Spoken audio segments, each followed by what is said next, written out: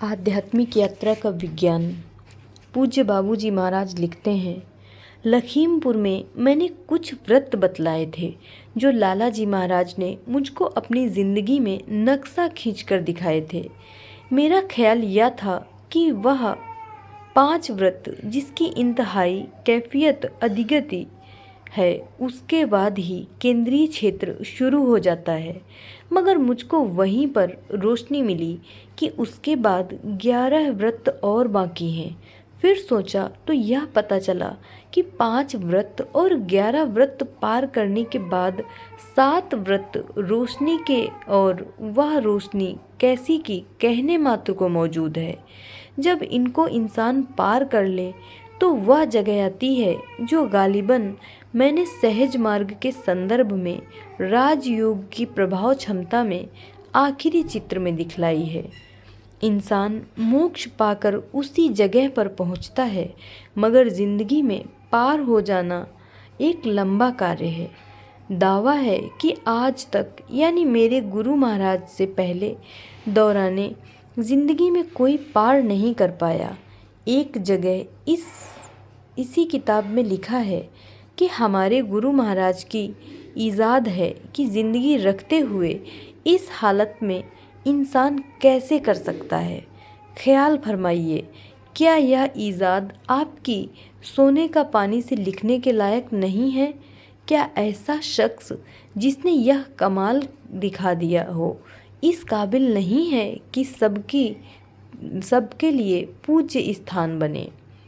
मैंने आज उन 5 के बाद जो 11 व्रत हैं उन पर निगाह जमाई कि उनकी कैफियत कुछ ख्याल में आ जाए, मगर इतना हल्का फ़र्क था कि ज़्यादा अदा नहीं कर सकती। उन 5 व्रत और 11 व्रत में बेशुमार पर्दे हैं और एक एक पर्दा पार करने में एक ज़िंदगी भी काफ़ी मालूम नहीं होती। नहीं मालूम ईश्वर ने अपनी असल कैफियत को कहाँ तक छिपा कर रखा, इसका ओर छोर नहीं है। 7 व्रत के बाद अगर दिमाग काबू में रहे और इसके लिए अल्फाज भी मिलते चले तो नहीं मालूम उसके बाद और क्या मिलेगा। भाई, जब तारे निगाह नज़र का तार उसकी पैमाइश करने पर आती है तो होश उड़ना तो लाजिमी है। केंद्र जो निष्क्रिय है उसके चारों तरफ भी एक व्रत मालूम होता है और वह आखिरी व्रत है। बहुत कोशिश की कि मैं उस व्रत को पार करूं तो उसकी कृपा से मैं ज़रूर रहता हूं, मगर उस व्रत की ताकत ख्याल को पीछे फेंक देती है। फिर कोशिश करूंगा जो कुछ नतीजा निकले।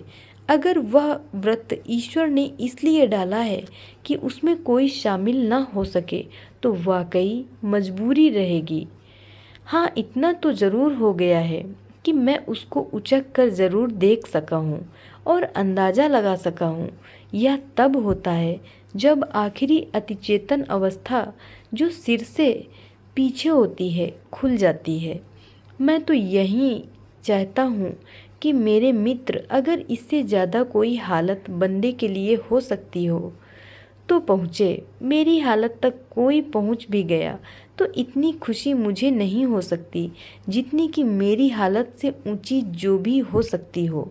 पहुँचने में खुशी होगी, मगर भाई यहाँ तो यह हाल है कि लोग उसके 10वें भाग पहुँचने से पहले ही जवाब दे देते हैं, यानी उनकी कुरेद उससे ज़्यादा बढ़ने की पैदा नहीं होती। अब सुनिए, इस हालत पर पहुँचे हुए इस दुनिया की पैदाइश से अब तक कितने हुए?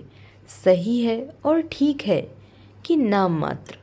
अब मैं यही मुनासिब समझता हूँ कि बजाय खुद लिखाने के इस पर डिक्टेट ले लूँ।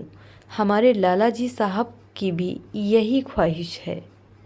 लाला जी महाराज से मिला अंतः संचार। इस दुनिया में बेशुमार इंसान हुए हैं। हर शख्स एक दूसरे पर बड़ाई रखता है। हर ऋषि एक दूसरे से ज़्यादा था। हर मास्टर या उस्ताद एक दूसरे से ज़्यादा उस्ताद था। गरज कि ऐसा होता ही चला आया है। मगर भाई, जब हुक्म होता है तो असल शमा रोशन होती है। चिराग तो हमेशा टिमटिमाते रहे हैं और कुछ ना कुछ रोशनी देते रहे हैं, और इससे बहुत कुछ फ़ायदा ज़रूर है, फ़कत परवाने की कसर है। क्या यह शमा राजा दशरथ के समय रोशन थी? क्या किसी और ज़माने में यह चीज़ मौजूद थी? क्या राजा जनक पर इस रोशनी ने अपना अक्ष डाला था? क्या याज्ञवल्क्य जी उससे प्रभावित थे? क्या उनको खबर थी कि उससे आगे कोई और चीज़ भी है? क्या यह नसीहत रामचंद्र जी महाराज, राजा श्री रामचंद्र जी ने कहीं फरमाई है? क्या इसका असर पवित्र किताबों में लफ्ज़ों की बंदिश के साथ कहीं पर रखा गया है? क्या किसी को इसकी खबर भी है? क्या वशिष्ठ जी इसके वाकिफ जानकार थे? ये बड़े बड़े ऋषि हो गए हैं, अगर उनके नाम लिखे जाएं तो वरक के वरक रंग सकते हैं, पृष्ठ के पृष्ठ रंग सकते हैं, मगर अफसोस कि इस चीज़ से बेखबरी ही रही है। सच है, जब ईश्वर की मर्जी होती है तभी फूल खिलता है। बिना उसके हुक्म के वायु गुल के सीने को चाक भी नहीं कर पाती। यह अजीब वक्त है। क्या ऐसी हस्ती की इस वक्त ज़रूरत थी जबकि उस चीज़ का लेने वाला पैदा नहीं होता, और फिर ऐसे शख्स की यही इच्छा रहती है कि आखिरी व्रत जो केंद्र के चारों तरफ है वहाँ तक सबको पहुँचा दे। नहीं नहीं, कुछ इससे आगे का भी अनुभव ला दे। खैर, उसकी मर्जी जो होगी वही होगा। हम सब अपने हाथ पैर पीटा करें। इससे आगे कोई हाल खोलने वाला पैदा नहीं हुआ। राजा भी हुए और फ़कीर भी, जनक भी हुए, रंक भी। किसी ने इस हद तक पहुँचने की हिम्मत नहीं की, और कोई करता क्यों? यह तो मेरे लिए ही चीज़ आरक्षित की हुई थी, और यह सेहरा मुझे ही बंधने वाला था। आमदम्बर सरे मैं मतलब की तरफ आता हूँ। अब सुनिए ऊंची शोहरत वालों का हाल। राजा जनक वह हस्ती थी जिसने ऋषि मुनियों के लड़के ब्रह्म विद्या सीखने के लिए आते थे। स्वामी विवेकानंद जी से मिला अंतः संचार। यह बहुत ही महत्वपूर्ण पत्र है। जब भी ऐसा करने की परिस्थितियां हों तो प्रक्रिया में से होकर इसे समझा जा सकता है। राजा जनक का नाम भी खूब हुआ, और ऐसा कि वायद व शायद किसी किसी का ही होता है। अहंकार ने साथ न छोड़ा था। तरक्की बेइंतहा की थी। वे पांचों व्रत पार कर चुके थे, यानी उनकी बैठक आलमे कुदुस के व्रत से आगे थी, और उन्होंने जो इसके आगे 11 व्रत हैं, 1.5 व्रत तक जिंदगी में पहुँचे थे। यह चीज़ आखिरी नहीं थी, इसके आगे बहुत कुछ बाकी था। 5वें व्रत में इंसान माया रहित होता है। इसके आगे अहंकार की अवस्थाएं शुरू होती हैं, और ज्यों-ज्यों इंसान इनको पार करता रहता है त्यों-त्यों मोक्ष की दशा में इजाफा होता रहता है। आखिरी हालत अहंकार की 11वें व्रत पर होती है।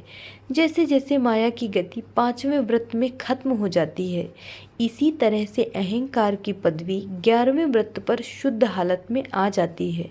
इसको पार करने के बाद ना माया है ना अहंकार। मगर भाई, अहंकार के 11वें व्रत के बाद एक और स्टेज आता है जिसको एक तरीके से ठोस पहचान कह सकते हैं, अहंकार नहीं कह सकते। और यह ठोस पहचान 7 व्रत तक कायम रहती है। उसके बाद इसका सूक्ष्म रूप आता है, और वह पहचान पवित्र रूप में रह जाती है। यहाँ पर जब आप या कोई साहब पहुँचे तब कह सकते हैं कि अहंकार अब फना हो चुका है। अब तैरना है जो ज़िंदगी में ही हो सकता है। इसमें क्या लुत्फ़ है, जुबान को यारा नहीं, क्षमता नहीं कि बता सके। नोट में लिखते हैं बाबूजी, यह 11 व्रत जो कुछ भी हैं, इनको यूँ समझना चाहिए कि यह तरक्की के दर्जात है। इनको इस पैराए में अदा किया गया है, और इनके अंदर बेशुमार पर्दे रोशन चीज़ें मौजूद हैं। एक एक स्तर को पार करने में बरसों लग जाते हैं और फिर भी अधूरे ही रह जाते हैं।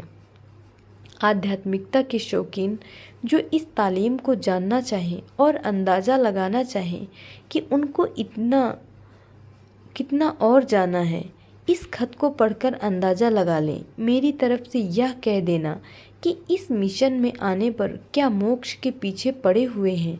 यह तो हमारे लाला जी साहब एक पाठशाला खेल है।